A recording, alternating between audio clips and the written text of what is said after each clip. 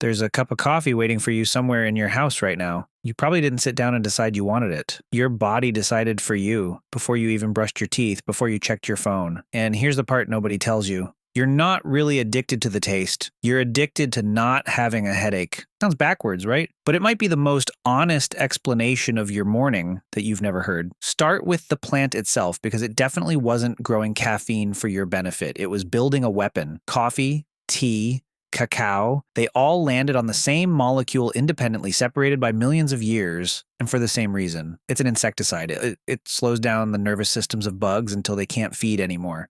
So technically, you're drinking a pesticide every morning and calling it self-care. And somehow it worked so well on us that humans now drink more than 2 billion cups of it every single day. 2 billion. Kind of strange that a chemical built to shut down insect brains ended up as the most popular drug on Earth. It comes down to a molecule in your head called adenosine. It piles up in your brain all day long, every hour you're awake, and it locks onto receptors that basically tell your neurons to slow down. Think of it like a bedtime notice your body keeps stacking up one reminder at a time. 16 hours in, those receptors are full. That's the heaviness behind your eyes, the fog creeping into your thinking. It's not weakness. It's just chemistry doing what it's always done. Caffeine happens to be shaped almost exactly like adenosine, close enough that it fits into the same receptors and jams them shut. It doesn't get rid of your tiredness, not really. It just stops your brain from picking up the signal. Solomon Snyder, the neuroscientist who helped figure out this receptor mechanism decades ago, basically explained why a cup of coffee feels like flipping a switch. The tiredness never left. You just muted the alarm going off underneath it. Here's where it gets a little more personal, though. Your brain doesn't love being muted, so it adjusts.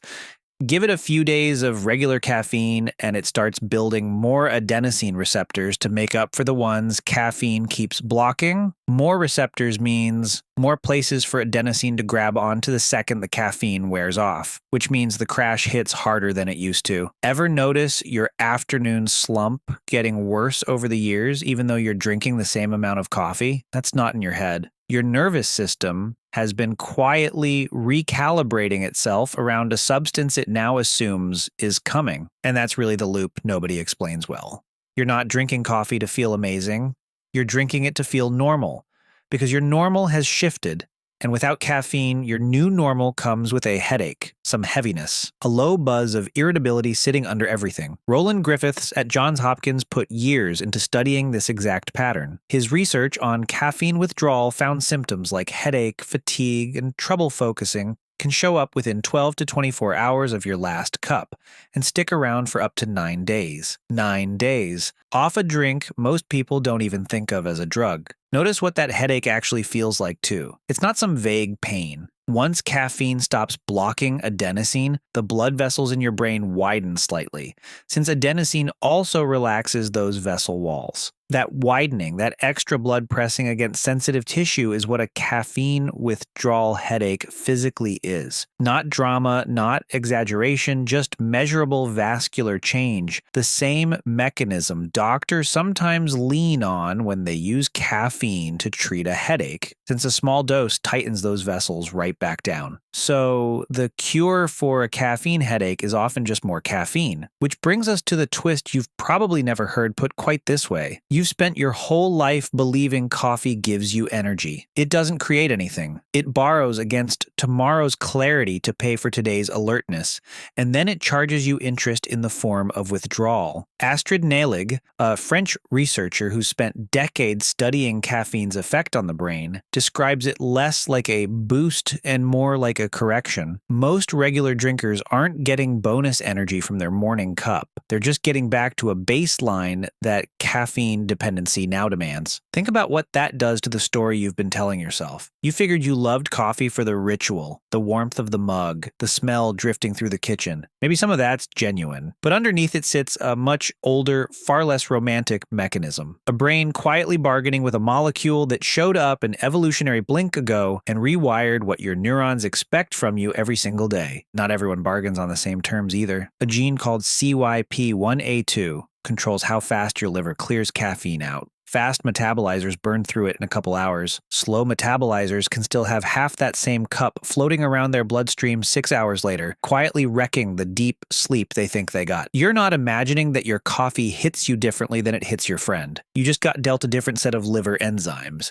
and no amount of willpower rewrites that math. There's another layer to this that has nothing to do with tiredness. Blocking adenosine also frees up dopamine to move more easily through your brain, the same reward chemical wrapped up in basically every habit you've ever formed. So that first sip doesn't just wake you up. Suddenly your inbox looks manageable. Your commute doesn't feel quite as long. Like the playlist sounds better than it did 5 minutes ago. Nothing about your actual morning changed, only the chemistry reading it did.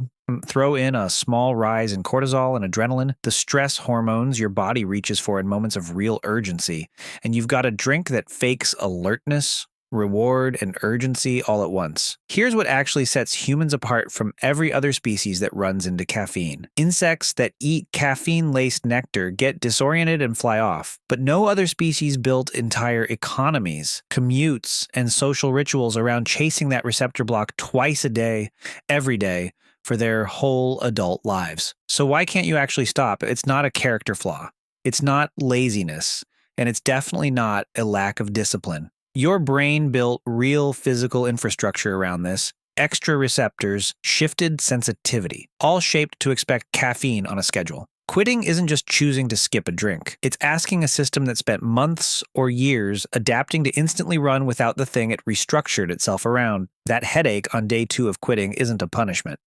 It's just biology catching up to a habit your body assumed was permanent, and there's a strange kind of relief in knowing all this. Understanding the mechanism means you're not fighting some vague failure of willpower every time you reach for a second cup. You're responding to an actual receptor system with real, measurable physical changes. That doesn't make quitting easy, but it makes it honest. You're not weak for wanting the coffee. You're running the exact same loop as billions of other people who unknowingly turn to plants' insect poison to a global morning ritual. That cup waiting for you isn't really about energy or taste or comfort, even though it feels like all three at once.